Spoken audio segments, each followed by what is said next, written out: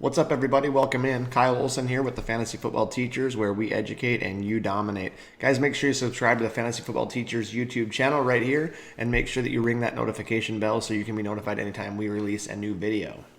All right, well, we just got done with the Super Bowl 2 nights ago, and hopefully you guys all enjoyed the Buccaneers defensive line dismantling the wounded Chiefs offensive line. That was definitely not exactly the game I was expecting, and I'm sure not for a lot of us, but still a fun game to watch, I thought. A little bit different to see Patrick Mahomes running around for his life and being pressured the whole game, so that was still fun to see. Some of you probably did some fantasy football playoff leagues. Hopefully those went well for you. But today we're going to start looking ahead to next season. So it's never too early to start looking ahead to 2021. Obviously, a lot of things can change before then. But if you're big into fantasy football, you want to start looking ahead to guys you can be targeting your draft, keeping an eye on the rookie draft, things like that. So topic today, what I'm going to kind of go over is some second year possible breakouts. So guys that are going to be second year next year that I think are going to be outperforming their current rankings. And obviously these rankings are going to change as we get close to the season, but going by the current rankings on several sites that I kind of looked at. So and I'm not going to talk about the guys that are already ranked pretty high. So guys that are already RB2 ranks like J.K. Dobbins, Cam Akers, guys like that, Antonio Gibson, DeAndre Swift, those guys are already expected to be in that RB2 range. And I think that's about where they are next year. Some of those guys have that low-end RB1 potential. But I'm going to go a little bit farther down as far as where guys are currently ranked. So first guy I'm going to go with is A.J. Dillon with the Green Bay Packers. You look at the situation right there, guys. If Aaron Jones is gone and A.J. Dillon is the guy, he's a guy that could definitely be a top 20, top 23 running back right in that area. Right now, he's ranked right around number 35. So he's a guy that could definitely outperform that ranking by quite a bit. He steps into a Green Bay offense that's high-powered. Look at what Aaron Jones has done there. So I think if A.J. Dillon gets a chance to be that number one running back in Green Bay, he has a chance to put up huge numbers. So I looked at his big game this year when he got a chance to play Week 16 against the Titans. And obviously this is a small sample size, but he had 21 carries, 124 yards, and 2 touchdowns for 25.9 fantasy points. Now again, that's one game. But right there, that just shows me he can handle that heavy workload.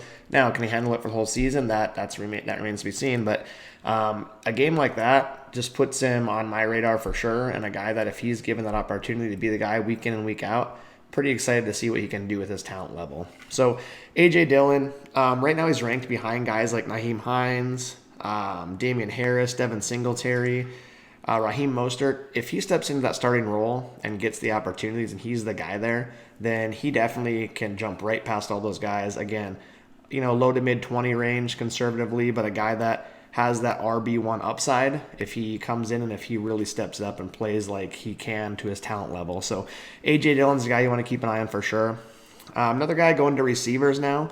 This guy obviously already had a pretty big breakout first season, but Brandon Aiyuk with the 49ers. Right now, he's ranked in the mid-20s as a receiver. He's ranked about, number 26 is where I kind of saw him ranked at. He was wide receiver 22 last year, and he had some pretty bad games. If you go through and look at his game-by-game stats, he had a lot of games in the single digits.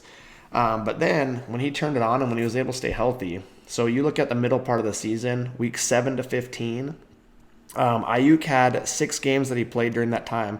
He averaged 7.5 catches, 95 yards, and had 4 touchdowns. So he was averaging 21 fantasy points in those games.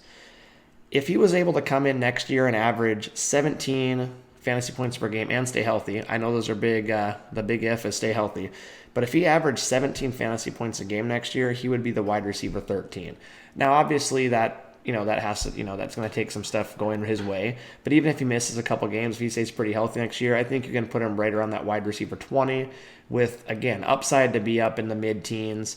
So I would say definitely outperforming that ranking where he's at now in the mid-20s by, 5 to 10 spots. So Aiyuk's another guy you want to keep an eye on. He can do it all for that San Francisco offense. And I know the quarterback situation's a little bit rough there and how much are they going to throw the ball, but they got to throw the ball to somebody, and he's got the potential to be a big play threat there. Another receiver that I want to look at, and this one's going to obviously depend on how quickly Joe Burrow can come back from the injury. If Burrow's there for most of the season, then I think T. Higgins is going to outperform his current ranking as well. T. Higgins right now is ranked in that mid-30s range. I saw him anywhere from number 33 to number 37. But he had already, as a rookie, a big year. And if he can just step his game up a little bit more in his second season, he can definitely be a lot ahead of that mid-30 range. He could be, again, like Aiyuk, somewhere in that 20 to 25 range. He's got upside to be a big weapon for the Bengals. He already has shown he can be a big weapon for the Bengals. I'm really excited to see what he can do. Hopefully, if Joe Burrow is back healthy early in the season next year. So with Higgins, you look at him. He had week 1 and 17 where he basically did nothing. He had 1 target total in those 2 games. But if you look at the rest of his season, he averaged 7.5 targets a game, 4.8 receptions, so he's just under 5 catches a game, 65 yards, and had 6 touchdowns. So in those games, when you take out those first and last week, he's averaging 13 fantasy points per game, which for a rookie is pretty good. So it's kind of the same thing as with Aiyuk. You look for at least a slight improvement off those 13 fantasy points a game if Burrow's there and everything falls right. So just conservatively, if he improved his receptions per game by just less than 1, about 5 yards more per game, and added 1 touchdown. So if he was at about 4.8 for 65, 6 touchdowns this year. If next year he averaged 5.5 catches for 70 yards and 7 touchdowns, that's putting him on pace for, if he plays all the games, again, that has to fall in his way, but he's on pace for just under 90 catches, about 1,100 yards, and 7 touchdowns. That puts him right around the number where the number 15 receiver was this year. So you figure he's going to have, a couple games injured, whatever. He's going to have those issues like every receiver has. I think you conservatively put him in that 20 to 25 range, which is way ahead of where he's ranked right now.